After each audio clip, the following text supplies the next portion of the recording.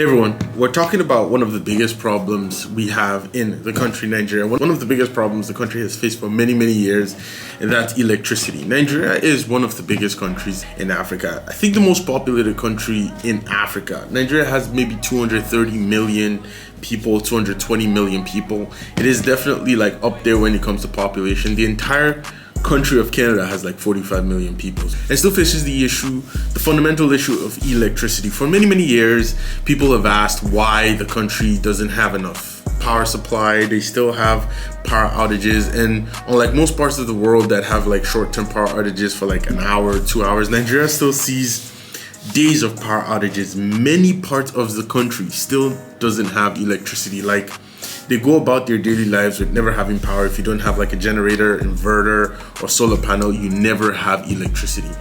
And why is that? Nigeria is powered mainly by two ways, thermal and hydro. The thermal is like the oldest way to generate power. It's basically you using fossil fuel to generate electricity. So think of a factory or a power plant where they burn fossil fuel, and the fumes from the furnace or the chamber that burns the fuel goes into another chamber that spools a turbine, and that generates electricity. I'm oversimplifying this, of course, but basically that's the idea. Nigeria has about 26 power plants across Nigeria that generates power, and combined with the hydropower, which is using dams and water supply to generate electricity, Nigeria generated 5,000 megawatts in all of Nigeria for 220 million people. That's it. And I should add, thermal power accounts for like 80% of all of Nigeria's power, and the other hydro and a few other renewable sources account for the other 20%. So thermal is the key source.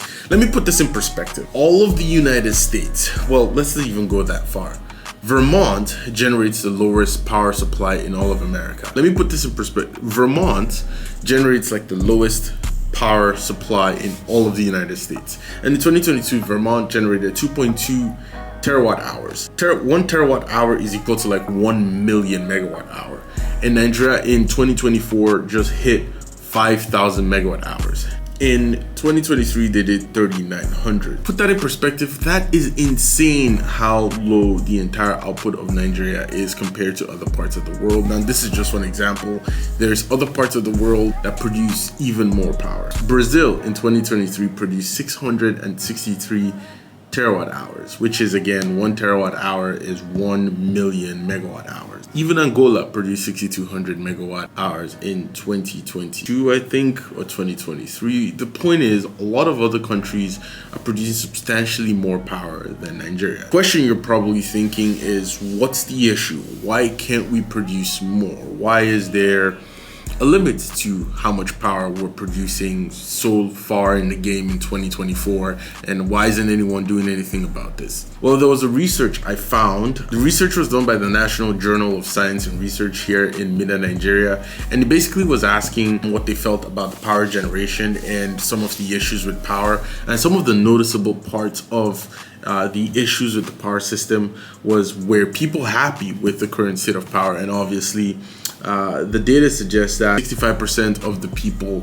said no, they weren't happy with the general power system and the way things were being run. And one thing Nigeria tried to do a few years ago was privatize the electrical sector, which is, instead of the government controlling the power, give it to the hands of the private. Now, there's a few issues that's happened since then. The country separated the different power sort of the power sector into different segments. There was the generation of power, there was the distribution of power lines in the power system, or the power grid. These different sectors and these privatization allowed foreigners to come into the country and set up different infrastructure so that they can generate power. It's all good and great in theory. Foreigners coming in to help with the power sector and help generate power would indirectly mean the power gets better.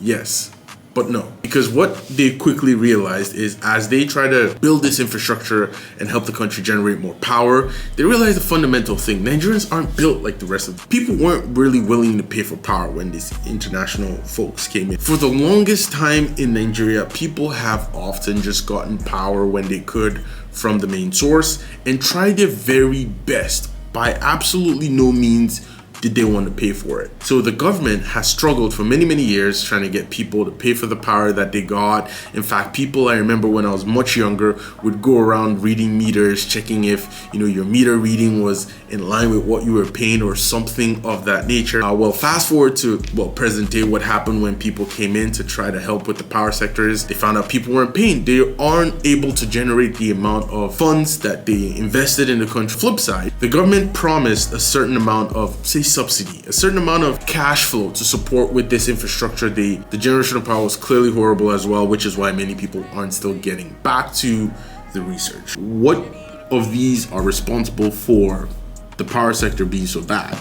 Number one, it came in with corruption and looting of funds. Number two, but the one that took the cake, the highest of them, was continued usage of old equipment, which is true. Nigeria still uses a very old thermal system, like I mentioned. The powerhouses are very well aged. The question now everyone kind of asks is, what do we go from here? Is the government going to do something about it, and what can they do if they do so? Many parts of the world, first world countries, have been moving away from fossil fuel. Not to say they don't use fossil fuel. Fossil fuel still remains the number one way of generating electricity in most parts of the world that I've checked. Just what people use is just what people know. But if you've noticed the infrastructure across the world in the past few years, a lot of people have been moving more and more to renewable energy. Fields and fields of solar panels in like Canada and the US to help generate power through the sun. Fields and fields of turbines. Also, the infrastructure system in other countries are being built and geared to supply power on a different scale so that people in rural areas have the opportunity to get power when they're building into rural areas to help development. None of those are being seen here. In fact, electricity is kind of an afterthought when people are building and developing places. They build the houses and then eventually wait for electricity to kind of come there. It's an insane system. Another big issue that has come up is the government bias in electricity. Here in Nigeria, there is a huge use of fuel in using generators to power houses, and the government are the biggest supporters of the oil market and selling fuel, and many have said that the government have a direct role to play in generating or in inhibiting the growth of the power system in Nigeria, because they get a direct compensation, so they get money from people buying fuel and using generators and not being able to get constant power. Is that true? I don't know. There is a direct correlation with the gas stations that are owned by big politicians and oil wells and all that stuff owned by politicians. And I can see the influence to move away from, getting electricity more stable, because it takes a huge chunk of money out of their hands. What can the country do to sort of pivot and support this? I really don't know. It boils down to the leadership, right? If you can elect leaders that have the foresight or the mindset to put electricity as the forefront in the country, things would be a lot different. Things would be better, right? It depends on what the mandates are, what the intent of the government is to make things better. If they're not interested, things are just not going to get better, which is what we're seeing today. It's the question of the day. That's why Nigeria has no electricity. Is it going to change? I hope so. Leadership is the way forward to make this change happen. When it will happen, well, we'll have to wait and see. Thank you for watching. If you enjoyed the video, like, comment, subscribe, and I'll see you guys next time. Cheers.